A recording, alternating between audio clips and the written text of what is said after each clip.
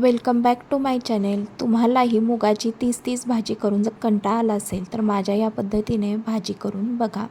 जर तुम्हाला ही जर रेसिपी आवडली तर चॅनेलला लाईक करा, शेअर करा आणि सबस्क्राईब करायला विसरू नका. यासाठी पहिल्यांदा ना इथं मी 2 वाटी मूग, हिरवे जे मूग होते ते भिजत ठेवलेले, ते आता इथं मी सगळे निवडून घेते आहे. स्वच्छ निवडून घ्यायचे आहेत. तसं तर हे भिजवायच्या आधी निवडायला पाहिजे होते, पण माझ्या लक्षात नव्हतं, त्याच्यामुळे मी आत्ता निवडते आहे. आणि त्याच्यामध्ये थोडीशी कोथिंबीर आणि 2 मिरच्या घालून असं मिक्सरच्या भांड्यामध्ये घालून ना आपण कुकरच्या 2 शिट्ट्या करायला ठेवून टाकणार आहोत.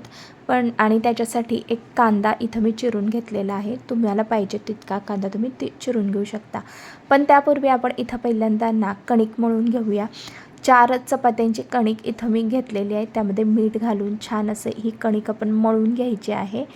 मुगाच्या भाजीसोबत तसं तर भाकरी व चपाती काही पण छान लागते.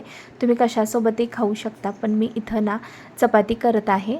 तर त्याच्यासाठी पहिल्यांदा इथं कणिक मळून घेत आहे. कणिक मळत असताना ना मी त्याच्यामध्ये तेल घालत नाही. ज्यावेळेला आपण भिजवून ठेवतो त्यावेळेला, ज्यावेळेला आपण चपाती करायला घेतो ना त्यावेळेला थोडंसं तेल घालून ना मळून घ्यायचं. म्हणजे काय होतं ना, याच्यामध्ये तेलाचाही वापर कमी केला जातो आणि दुसरी गोष्ट काय होते, भिजल्यामुळं ना त्याच्यातलं ग्लुटन रिलीज होतं आणि कणिक काळी पडत नाही आहे. तर इथं चपाती करून घेतली आणि आता ही मस्तपैकी अशी भाजून घ्यायची आहे. भाजून घेत असताना कडेनंसुद्धा ही अशी उलटपुलट करून भाजून घ्यायची, म्हणजे मग आपल्याला ना व्यवस्थित ही चपाती पचली जाते आणि आपल्याला खायला सोपी पडते. गरम गरम चपाती, तूप आणि मुगाची भाजी अप्रतिम असं कॉम्बिनेशन आहे. का कढईमध्ये तेल गरम झालेलं आहे, त्याच्यामध्ये मोहरी आणि हा जो कांदा चिरून घेतला होता तो आता इथं परतून घेणार आहे. त्याच्यामध्ये आपण थोडीशी हळद पण घालून घेणार आहोत. हळद घातल्यावर ना रंग छान येतो. हळद पहिल्यांदा डायरेक्ट तेलात नाही घालायची, नाही तर हळद सगळी जळून जाईल. आणि थोडंसं मीठ घालून घ्यायचं. मीठ घातल्यामुळं कांदा लवकर शिजायला मदत होते. थोडंसं लाल तिखट घालायचं आहे. लक्षात ठेवा, आधी आपण मिरची घातलेली आहे, त्याच्यामुळं इथं लाल तिखट घालताना बेतानंच घालायचं.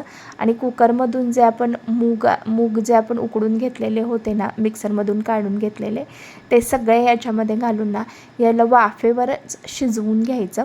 शिजवून घेत असताना सतत हे असं झाकून ठेवायचं आणि एक 2 ते 3 सेकंद ठेवायचं.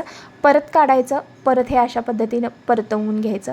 अशी प्रोसिजर एक 2-3 वेळेला करायची, ज्याच्यामुळे ना हे जे मूग आहेत ना हे चांगले शिजले जातील. अशा पद्धतीनं हे असे झाकून ठेवायचे, परत काढायचं, परत हे असं मिक्स करून घ्यायचं. ह्याचे 2-3 वेळेला ही प्रोसिजर करायची.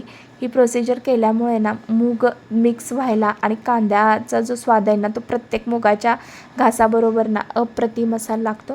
हे अशा पद्धतीनं जर तुम्ही केलात ना तर करून बघा. सारखं मुगाची उसळ किंवा मुगाची आमटीसुद्धा खायला कंटाळा येतो. हे जरा वेगळ्या पद्धतीनं केल्यामुळे ना ह्याची टेस्ट खरंच खूप सुंदर आलेली.